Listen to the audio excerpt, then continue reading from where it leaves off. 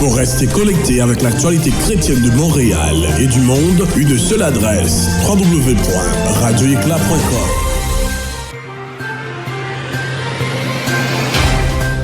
Salut et bienvenue à Actualité d'Éclat. Jules dit Oscar Dorsin à l'antenne. Voici les titres. Elles sont fermées. Des universités catholiques au Nicaragua ne peuvent plus ouvrir leurs portes. Une décision du gouvernement qui est de plus en plus hostile à l'Église catholique. Aux États-Unis, un responsable de la Convention baptiste du Sud sous le feu des critiques pour un message à caractère sexuel sur Twitter. Annie Silmêtre n'est pas trop loin avec les détails. En Colombie, une sénatrice salue l'implication de l'Église adventiste du 7e jour. On reviendra sur le prix remis par la femme politique Lorena Rios au président de l'Église adventiste dans l'Union du Sud dans cette édition. L'Église vicaire de Dibley vote l'interdiction des femmes pasteurs malgré une vacance de 4 ans en Angleterre.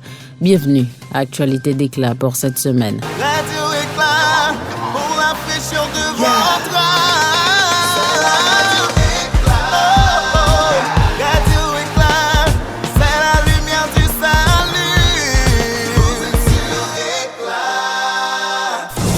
Nouvelles de première main. Radio Éclat, partout pour vous informer. C'est avec le même plaisir que je vous retrouve pour cette nouvelle édition. Merci pour votre fidélité. Les nouvelles en détail. C'est aux États-Unis qu'on commence cette édition. L'ancien président de Liberty University, Jerry Falwell Jr., a intenté un procès à son ancien employeur. Il veut obtenir près de 8,5 millions de dollars de prestations de retraite de cette université baptiste privée en Virginie.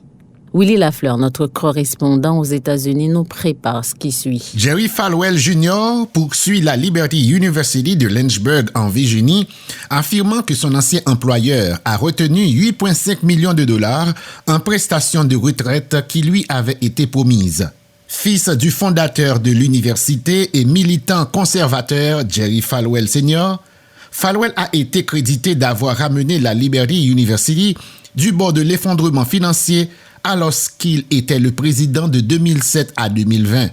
Liberty University est une institution d'art libéraux évangéliques accréditée avec 15 collèges et écoles, y compris une école de droit, une école de médecine et une école de théologie, avec plus de 700 programmes d'études. Cependant, le mandat de Falwell à l'école a pris fin au milieu d'un scandale et d'une controverse en 2020, après que Falwell ait publié une image de lui-même aux côtés d'une femme avec un pantalon déboutonné et dézippé. L'image était censée être prise en plaisantant, mais beaucoup l'ont néanmoins trouvée troublante.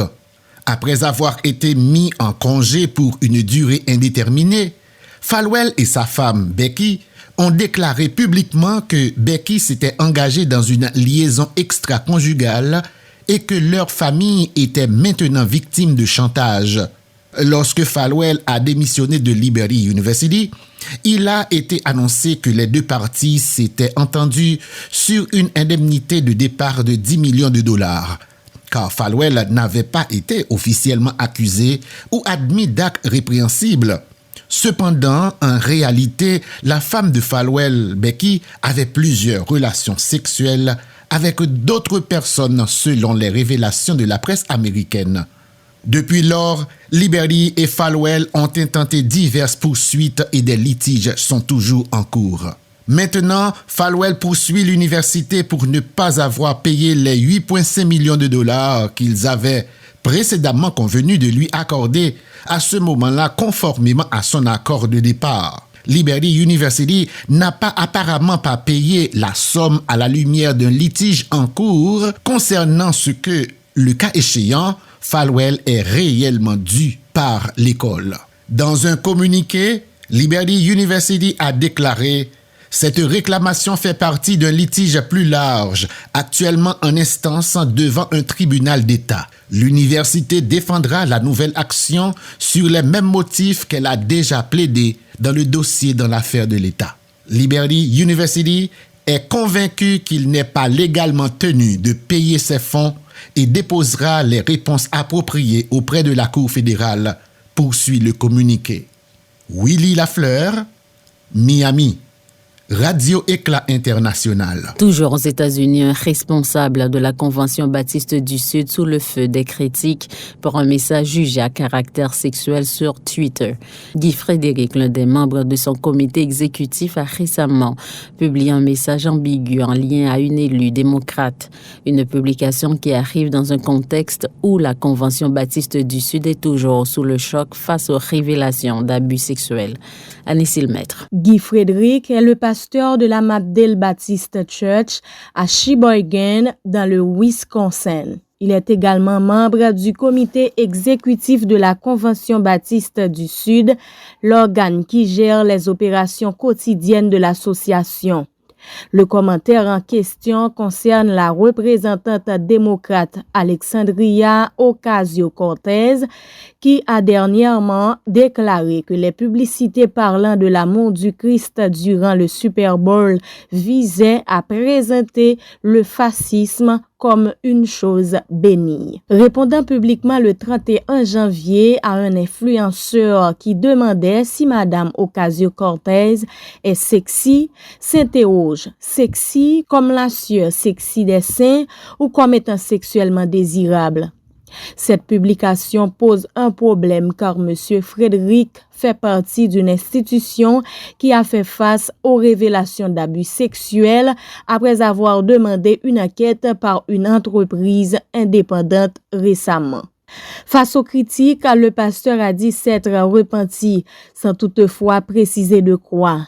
Un membre de la Convention a mis son message en ligne afin de le dénoncer, souligne le site Info Chrétienne.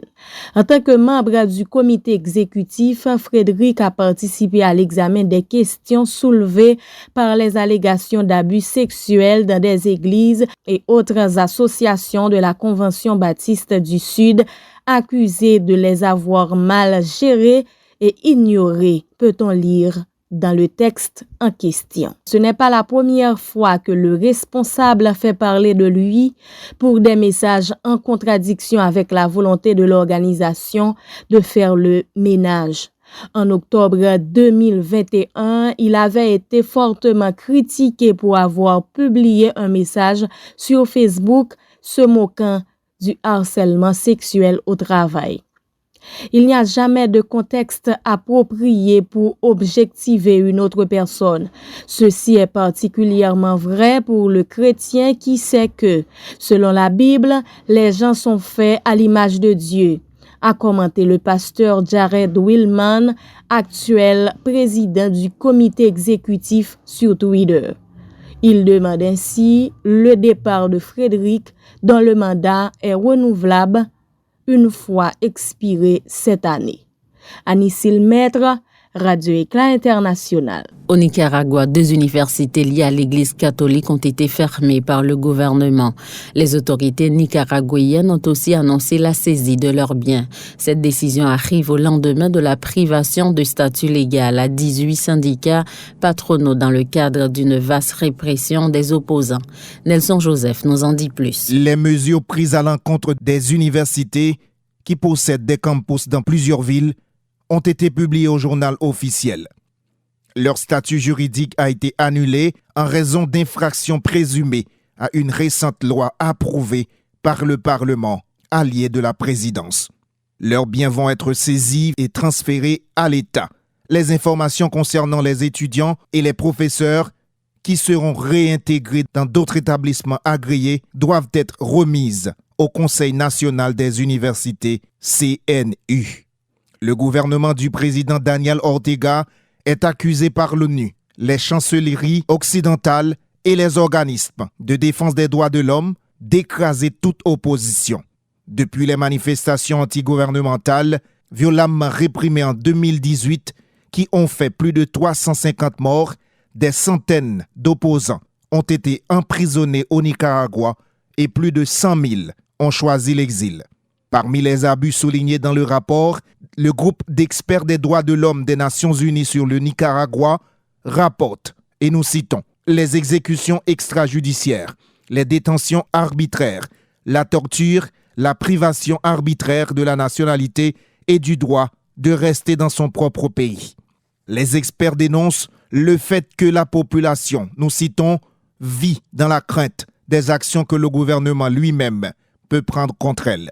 Ces violations, poursuivent les experts, et abus ont été perpétrés de manière généralisée et systématique pour des raisons politiques, constituant des crimes contre l'humanité, de meurtre, d'emprisonnement, de torture, y compris de violences sexuelles, de déportation forcée et de persécution à motivation politique. Fin de citation. Nelson Joseph, Radio Éclat International. On ira en Angleterre où le conseil d'une église locale a interdit aux femmes d'occuper le poste de vicaire alors que l'église adventiste du 7e jour est honorée en Colombie. Restez avec nous, Actualité d'Éclat continue après la pause. La production en toute simplicité vous propose La Vision, un podcast hebdomadaire pour booster votre foi et votre conviction chrétienne.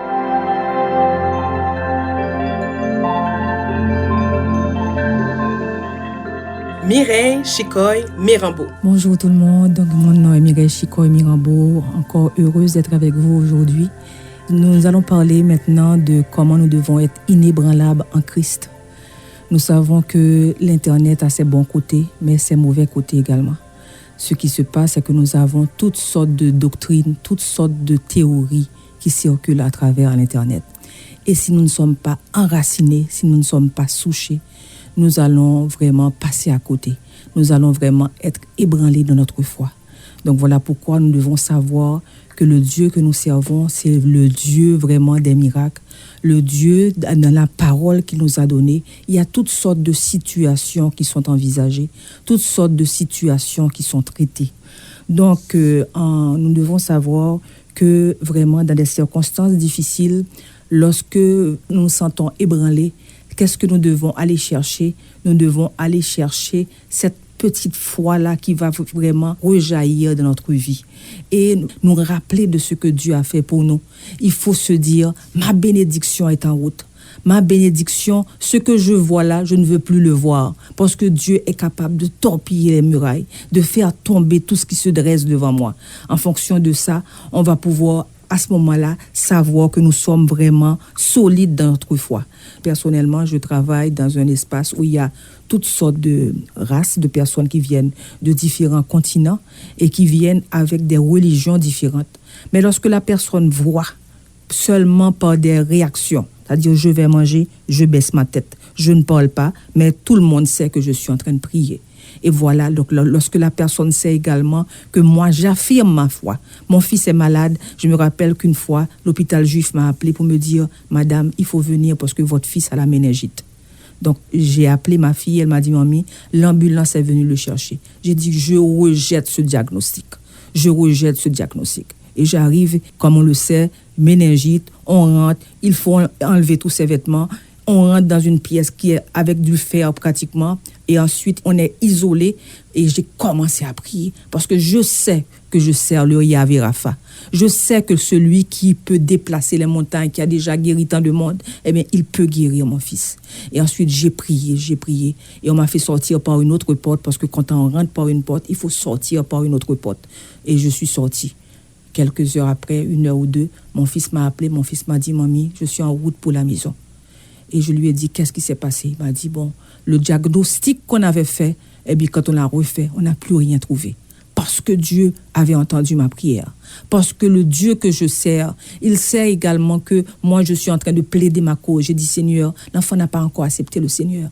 Agis, parce que tu es le seul capable d'agir dans cette situation. C'est pas quelqu'un d'autre. C'est toi, le Dieu vivant dans ma vie. Et c'est pour ça que quand Job nous dit dans la parole de Dieu, je sais que mon Rédempteur est vivant. Et il était persuadé que son Rédempteur était vivant, en dépit des circonstances qui avaient traversé sa vie, en dépit de toutes les maladies qu'il avait rongées, en dépit de tout ce qu'il avait vécu. Mais il croyait en ce Dieu capable de changer les circonstances, parce qu'il est le maître de la vie, il est le maître du temps, le maître des circonstances. Donc, qu'est-ce que ça veut dire inébranlable? Ça veut dire qu'on n'est pas secoué, on n'est pas emporté par des vents de doctrine. Donc, celui-ci nous dit telle chose, on y croit. Ensuite, celui-là nous dit telle chose, on est happé par ce qu'il nous dit. Vraiment, on devient comme une girouette. Non. lorsque le Seigneur nous demande d'être ferme, d'être inébranlable. Et on peut le voir dans la parole lorsque à chaque fois qu'il y avait une situation où l'on devait vraiment se positionner pour aller rester devant tout le monde pour pouvoir défendre sa foi. Et Dieu lui a donné les arguments. Quand Dieu intervient dans ta vie, et à ce moment-là, il sait quel argument. Des fois, tu t'entends parler, mais au fait, c'est le Seigneur qui parle à travers ta bouche. C'est le Seigneur qui veut que tu véhicules un message. Et à ce moment-là, tu deviens vraiment le témoin de Dieu. Tu deviens vraiment celui qui est capable d'apporter des paroles de consolation, d'apporter des paroles de soulagement, des paroles d'encouragement, des paroles vraiment qui peuvent aider les autres à grandir dans leur foi. Aider les personnes qui sont autour de vous, qui sont troublées, eh bien, à se retrouver. Parce que, effectivement, on peut perdre les rails certaines fois, mais la seule chose, il faut toujours retourner à la parole. Se dire que, voilà le Dieu qui a été bon pour moi. Il a été bon pour mon père. Il a été bon pour ma mère. Il a été bon dans tout ce que j'ai vu dans la Bible. Voilà ce qu'il a fait pour les disciples. Voilà ce qu'il a fait pour les prophètes. Voilà ce qu'il a fait. Et en fonction de ça, notre foi devient inébranlable. Notre foi, nous devons à ce moment-là continuer à alimenter notre foi. Nous devons continuer à lire la Bible. Et la Bible, ce qui est extraordinaire, c'est que tu lis un verset aujourd'hui. Et puis ensuite, tu le lis, tu le comprends d'une façon. Et puis ensuite, par la suite, tu le lis et le Seigneur t'éclaire et tu le comprends d'une autre façon. Tu découvres des choses que tu n'avais pas vues auparavant, pas vues antérieurement, parce que le Seigneur t'a ouvert les yeux. Le Seigneur a ouvert tes oreilles. Tu comprends, tu vois des choses que vraiment tu te dis, waouh! Quel Dieu tout-puissant, quel Dieu merveilleux que nous servons. Il est avec nous aujourd'hui et éternellement. Il est notre bon berger, il nous conduit toujours dans de verts pâturages. Que Dieu vous bénisse.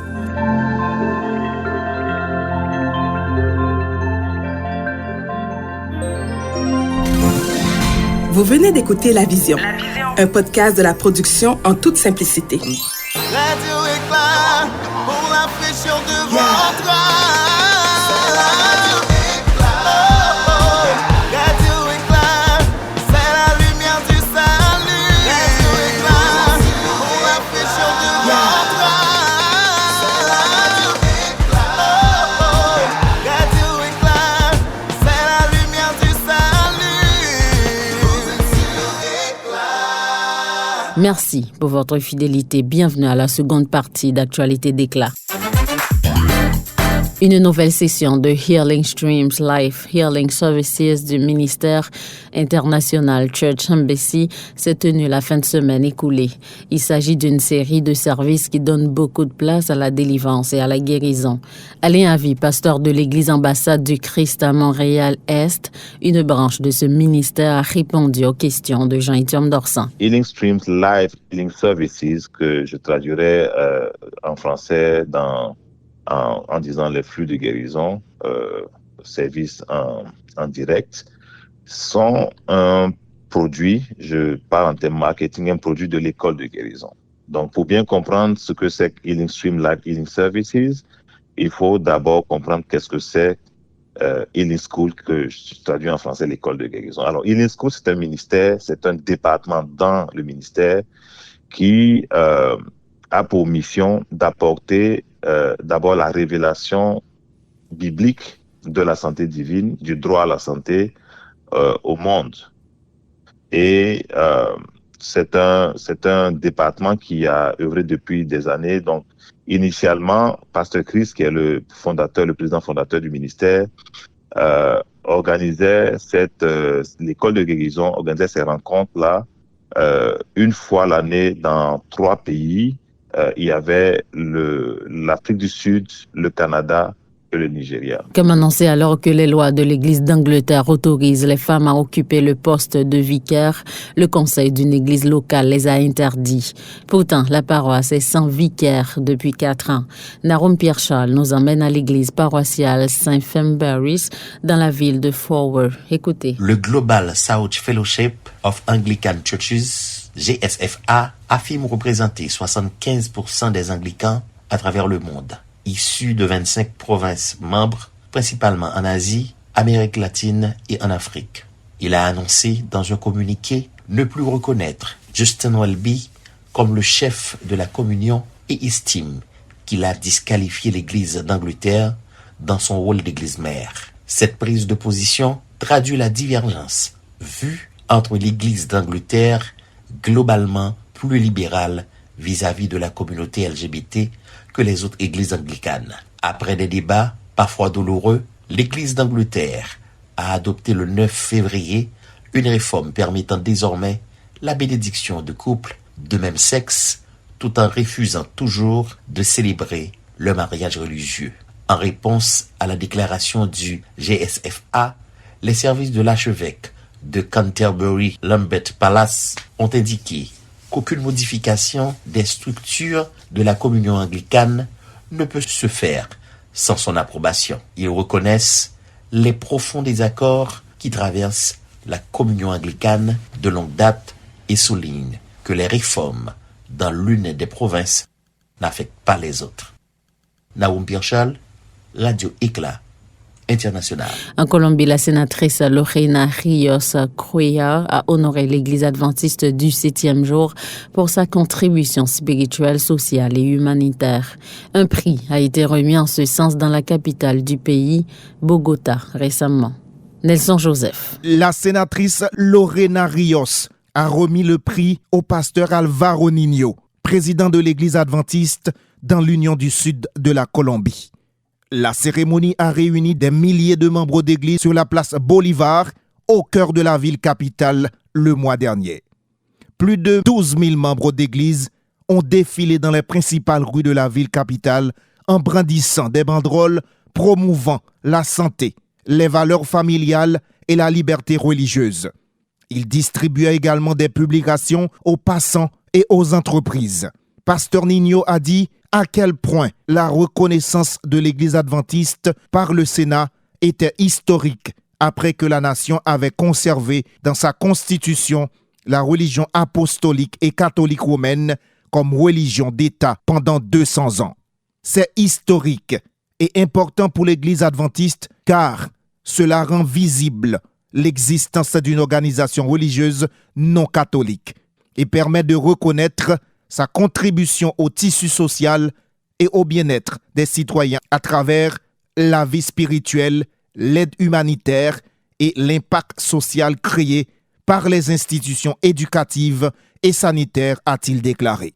De plus, Pasteur Niño a déclaré que dans le passé, l'Église adventiste était considérée comme une secte, mais qu'elle est maintenant reconnue comme une Église hautement organisée et structurée. Une église historique menant une action spirituelle et sociale précieuse dans la nation. Il est important de signaler que l'église adventiste est présente en Colombie depuis 127 ans, mais depuis 100 ans à Bogota. Nelson Joseph, Radio Éclat International. C'est la fin de cette édition. La coordination était assurée par Nelson Joseph. Nos stations partenaires continuent à relayer ce radiojournal. N'oubliez pas de visiter notre site internet www.radioéclat.com en tout temps pour les dernières nouvelles chrétiennes en photo, vidéo, en audio et texte. Si vous nous écoutez sur Radio Centre-Ville, le 102.3 FM à Montréal, le rendez-vous est tous les mardis et jeudis à partir de 15h. Jules Oscar Dorsan a été à la présentation. À la semaine prochaine. Pour rester connecté avec l'actualité chrétienne de Montréal et du monde, une seule adresse, www.radioéclat.com.